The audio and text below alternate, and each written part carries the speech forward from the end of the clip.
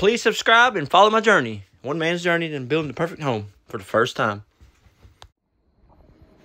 Well, I got the roofing done. I was at the very tallest point of the build, and I was scared to death, to say the least. You know, and but the view from up there was incredible. You know, checking out everything, seeing my brush pile that needed to burn, all the trash I need to clean up. But other than that, it was a beautiful sight.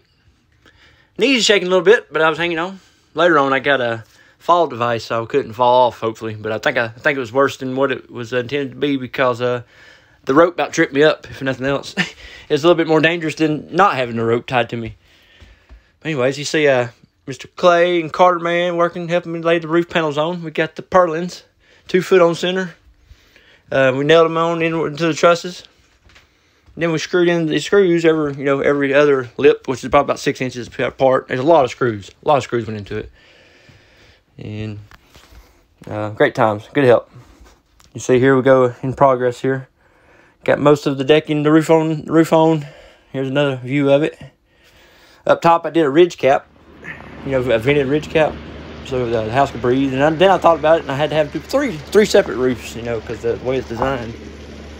So I had to put a sort of a ridge cap on all 3 roofs so it could breathe right. There it is, beautiful sight. There I am up there hanging on. You see me up the top left, up top center, hanging on, getting her done. Clay and Carter Man at it again, doing a fine job. They picked up really quick and learned a lot really fast. Great help. That's a pretty house. That's all I can say. Pretty house. See if we can get it done before July 1st. That's going to be a challenge, but I think it can happen. Plumber started today, or he started last week actually. He's still got to finish up a little bit. He should be finishing up before the end of the week here of, you know, he'll be done for April 10th. I told him that week he's the electrician's week, so hoping we keep rolling. Another view of the finished roof product. For the first time ever doing it, it's pretty straight, and it's a really well done job because I caulked it, you know, with some really good epoxy caulk all the way down the strippings of the ridge vent before I screwed it on, and I don't think nobody could do no better. And I was taking a break at one moment. I was watching my dad from up above, like a bird, I guess, or a global hawk, and watching him cruise around the Bobcat. I thought it was a pretty cool video. He didn't turn it over today, luckily. He did not flip it over, so we did not have to have another episode of flipping it over with the Jeep. Roof is now completely finished.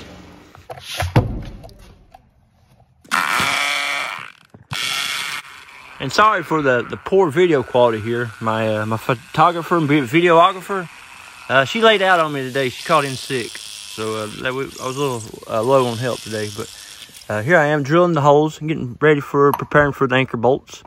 These things are pretty awesome. I'll get you the name of them here in a second. But you drive them in, and as you drive them in these holes, it wedges out at the bottom, and it really holds really well into that concrete. Then you put you a washer and a nut on there, and it helps hold down your whole green plate for your framing. We had to do that. I had to do that in a few spots where the ties didn't work out. And, you know, on one side, I cut off one side I was going to do bolts, and I wound up cutting them off and not even using them. So I had nothing on one side, so I had to put, you know, these in, you know, after the fact.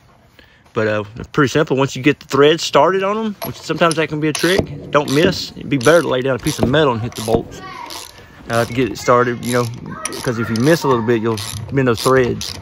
And it's really hard to get that nut started, if at all, sometimes. But once you get it on there, I just use this ratchet here. I mean, you could possibly use an impact drill. I was trying that at points, and but I don't know. It wasn't working. This was working really good for me. It was a little more work, but it was a good feel too, to feel it tighten down really good. Made me feel really good and secure about it. But pulling it down a little bit down to the floor.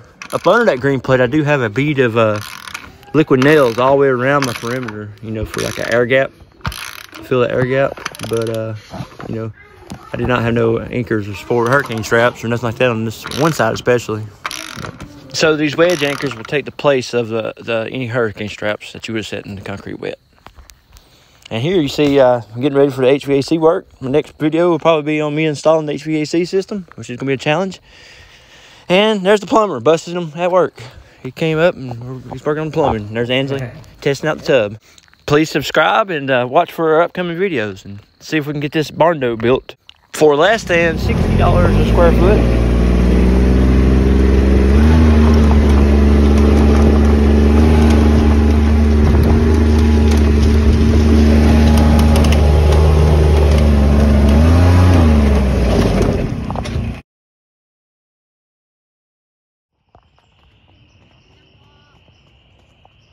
Sure.